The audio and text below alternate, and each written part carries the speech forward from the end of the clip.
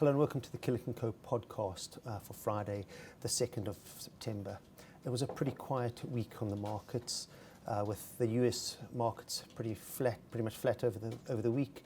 UK market down less than 0.5% and European markets up around 1%.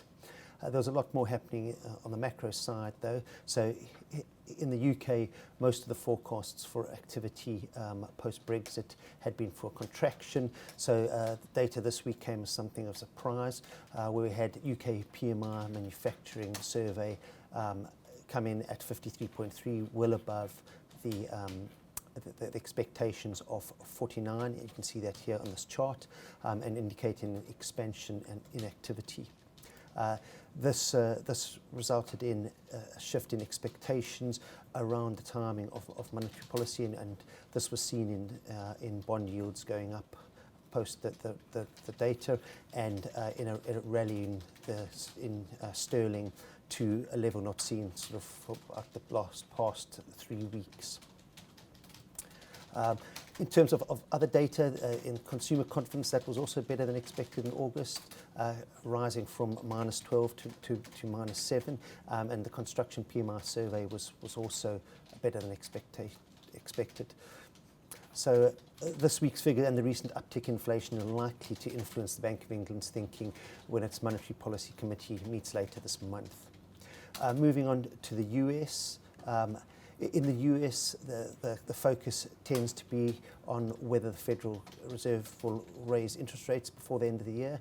So at last week's eagerly anticipated Jackson Hole speech, the Fed Chair Janet Yellen stated that the rate hike case had strengthened in recent months, but the decision depends on incoming economic data.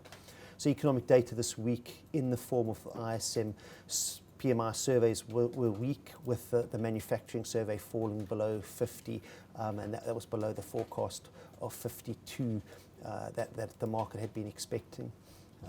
The employment portion of the survey was also below 50, which is quite negative ahead of the August payrolls report, which is coming out today, and is potentially a pivotal indicator in the Fed's decision ahead of its September meeting.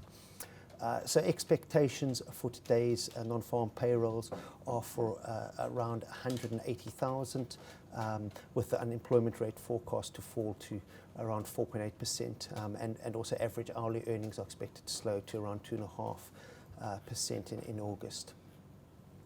Moving on to the stock side, it was a pretty quiet week in terms of any kinds of results out from our covered stocks. So one thing I'll just highlight is the news flow that's been around Apple. So the EU this week released the results of its investigation into Apple's tax affairs in Ireland, and are effectively claiming that Apple has benefited from illegal state aid and owes 13 billion euros as well as interest to the Irish government. Apple has understandably said that they will challenge this ruling, and what is more strange about the ruling is the fact the Irish government also looks set to challenge the ruling. So this had put a little bit of downward pressure on the Apple share price, as you can see here, although investors, I think, remain far more focused on the launch of the iPhone 7, which is expected on the 7th of September. So that'll be a big driver of investor sentiment around the stock over the next month or so. Looking forward to the week ahead, nothing in terms of covered stocks reporting, but one thing maybe just to highlight is that we do have Hargreaves Lansdown reporting on Wednesday, and that's often a good barometer in terms of investor sentiment now, and it'll be interesting to see what they say post-Brexit. That's all for this week. Thanks so much for watching.